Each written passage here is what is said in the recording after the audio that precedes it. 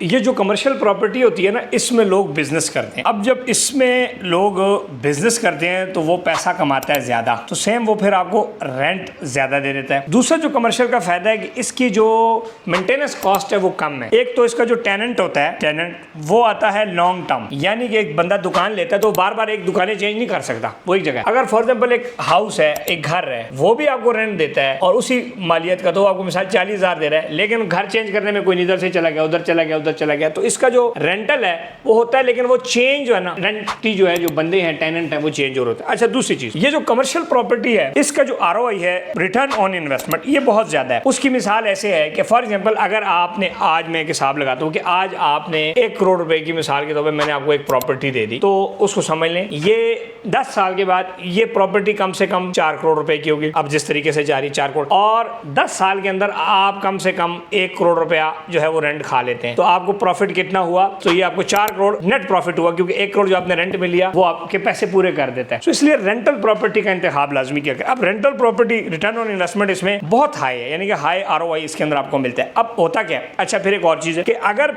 मजमूई तौर पर 15 लाख लोगों ने इन्वेस्टमेंट की है, तो ये 15 लाख में से 10,000 लोग होंगे जिन्होंने कमर्शियल लिया होगा, और ये 14,90,000 लोग जो है ना, ये इन्होंने रेजिडेंशियल लिया होगा। सब क्या है, ये बहुत ज्यादा बिका रेजिडेंशियल, तो सेल ज्यादा हुई, तो फिर कल को इसकी सप्लाई बहुत ज्यादा होगी। जब सप्लाई ज्यादा होगी तो रेट थोड़ा सा प्रॉफिटेबिलिटी इसका कम होगी। सो चूंकि कमर्शियल होता कम है, इसलिए अब आप देखें कि जो रेशियो है वो क्या है, 95/5। अब सोसाइटीज के अंदर जो अप्रूवल RDA देता है या गवर्नमेंट देती है, वो सिर्फ 5% कमर्शियल अलाउ करता है। बाकी 95% एरिया रहायशी, और उसमें 50% रहायशी में जाता है, और बाकी वेस्टेज वगैरह पार्क शार्क उसमें जाता है। सो कमर्शियल को आप लाजमी वो करें। अब जो कमर्शियल इन्वेस्टमेंट्स हैं, अब कमर्शियल इन्वेस्टमेंट के अंदर कौन कौन सी प्रॉपर्टीज आती हैं, इसमें 2-3 चीजें। एक तो इसमें शॉप्स आ जाती हैं, फिर जो होटल सर्विस अपार्टमेंट है वो भी इसके अंदर आते हैं। अब होटल सर्विस अपार्टमेंट कौन से इलाके में कामयाब है? टूरिस्ट एरिया में। अब जिस तरह मलके कोसार मरी के अंदर हम आपको प्लॉट दें या फ्लैट दें, होटल सर्विस अपार्टमेंट, ये कमर्शियल है। क्यों? क्योंकि जो प्रॉपर्टी टूरिस्ट स्पॉट के ऊपर होती है वो आपको कमर्शियल रेंट दे रही होती है, ज्यादा रेंट देती है, दैट्स हाउ कमर्शियल कैटेगरी में आती है। अच्छा, फिर हाउस के ऊपर अगर हम बात करें, प्लॉट्स के ऊपर बात करें, अब रेजिडेंशियल प्रॉपर्टी की हम बात करें, आपके पास एक प्लॉट है 5 मरले का,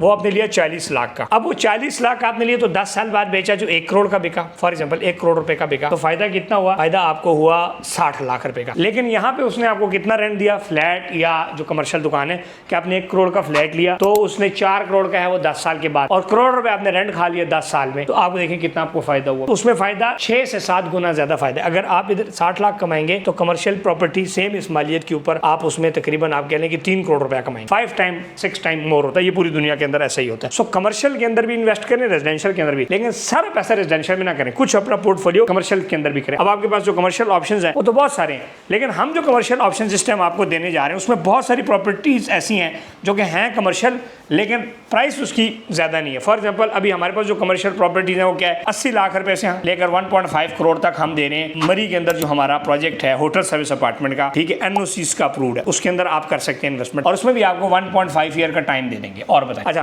फिर कमर्शियल प्रॉपर्टी में हमारे पास उमर मॉल है, इसमें हम तकरीबन 90 लाख से 1 करोड़ के कमर्शियल और रेजिडेंशियल अपार्टमेंट्स हैं और कमर्शियल दुकानें, इसमें भी ये भी NOC अप्रूव्ड है, 240 फीट मेन बुलेवार्ड पे है, ये भी हम आपको 1.5 ईयर, हालांकि ये 100% ग्रे स्ट्रक्चर रेडी है और NOC अप्रूव्ड। तो ये क्या रिस्क लेस चीजें होंगी। फिर अगर आप रेजिडेंशियल की तरफ जाते हैं तो रेजिडेंशियल में भी कोशिश करें कि NOC अप्रूव्ड हो, लीगल चीजें हो, या रजिस्ट्री इंतकाल हो, या सोसाइटी का NOC हो, तो ये चीजें करें। इसके लिए आप जो हमारे जो नंबर है स्क्रीनशॉट इसका आप लाजमी लें, 0337777836 का स्क्रीनशॉट लें, राब्ता करें। कमर्शियल इन्वेस्टमेंट या रेजिडेंशियल दोनों में से बेस्ट जो चीजें आपके बजट में सूट करेंगी उसका हम आपको पोर्टफोलियो बना देंगे कि सर आपके पास इतना पैसा है तो ऐसे ऐसे कर लें और ऐसे ऐसे कर लें। Thank you.